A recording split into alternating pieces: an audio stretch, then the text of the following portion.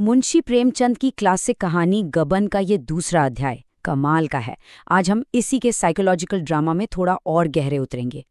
यहाँ गहनों का वजन सिर्फ सोने का नहीं है, नहीं, ये वजन है सपनों का, उम्मीदों का और समाज के दबाव का। तो चलिए शुरू करते हैं। और यही सवाल पूरी कहानी की जड़ है।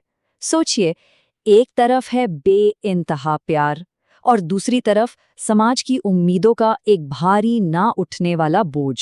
ये एक ऐसी कश्मकश है जो जितनी सच प्रेमचंद के जमाने में थी उतनी ही आज भी है? तो कहानी का पहला हिस्सा जालपा और उसके गहनों के सपने के बारे में है।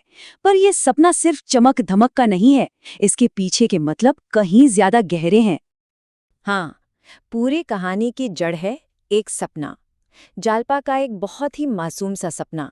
वो अपने मायके से जो गहने लाई है उन्हें बड़े प्यार से सहेज कर रखती है और बस ये उम्मीद करती है कि उसका पति रमानाथ उसके लिए और भी खूबसूरत जेवर बनवाएगा। अब यहाँ एक बात समझना बहुत जरूरी है। जालपा के लिए ना ये गहने सिर्फ पहनने की चीज नहीं है, बिल्कुल नहीं। ये गहने हैं सम्मान का प्रतीक, आत्मविश्वास का जरिया और सबसे बढ़कर ये उसके पति के प्यार का सबूत हैं। एक तरह से ये उस शान और शौकत की चाहत है जो उसे समाज में एक अलग पहचान दिलाएगी। और पता है, यही बात इस कहानी को और भी टची बना देती है। जालपा लालची नहीं है, बिल्कुल नहीं। वो तो अपने पति रमा पर आंख बंद करके भरोसा करती है। उसका दिल एकदम साफ है, भोला है, उसमें कोई स्वार्थ नहीं, कोई शक नहीं, सिर्फ सपने हैं। वो तो बस ये मानकर चलती है कि रमा उसके लिए कुछ भी कर सकता है। तो ये तो थी जालपा की दुनिया। अब सिक्के का दूसरा पहलू देखते हैं, रमा की हकीकत। और ये हकीकत जालपा के सपनों से एकदम अलग, बहुत ज्यादा कठोर है। यहाँ पर दो अलग अलग दुनियाएं साफ दिखती हैं। एक तरफ है जालपा जो शान शौकत और नए नए गहनों के सपने देख रही है, और दूसरी तरफ है रमा जिसकी आमदनी इतनी कम है कि वो जानता है वो ये उम्मीदें पूरी नहीं कर सकता। दोनों के बीच एक बहुत बड़ी खाई है। और इसी खाई की वजह से ना रमा के मन में एक अजीब सी झिझक, एक गहरी चिंता घर कर जाती है। वो अपनी पत्नी को खुश तो रखना चाहता है, आखिर कौन नहीं चाहता, पर सवाल है कैसे।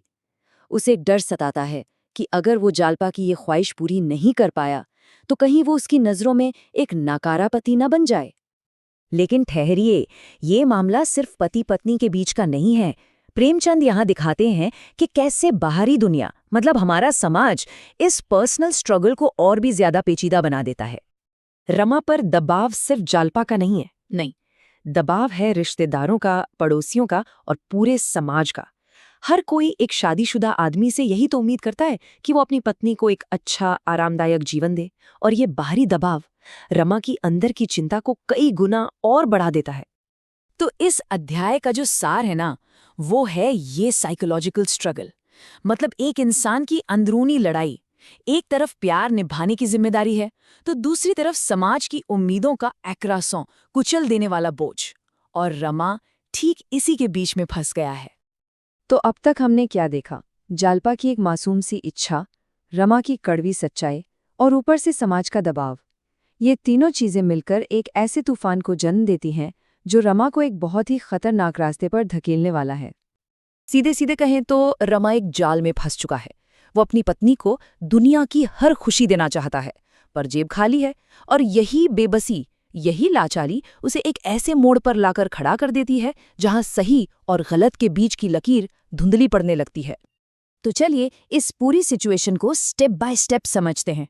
सबसे पहले जालपा की चाहत, फिर आती है रमा की चिंता कि वो इस चाहत को पूरा कैसे करेगा, फिर इस चिंता पर समाज का दबाव आकर इसे और बढ़ा देता है, और इन तीनों का नतीजा होता है गलत रास्ते की ओर उठाया गया वो पहला कदम जो आगे चलकर गबन की पूरी कहानी की नींव रखेगा।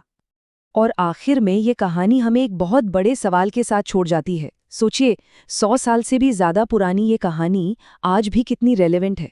अगर कोई आज के जमाने में प्यार और सामाजिक दबाव के ऐसे ही चक्रव्यूह में फंस जाए तो वो क्या करेगा, क्या रास्ता चुनेगा? सोचने वाली बात है।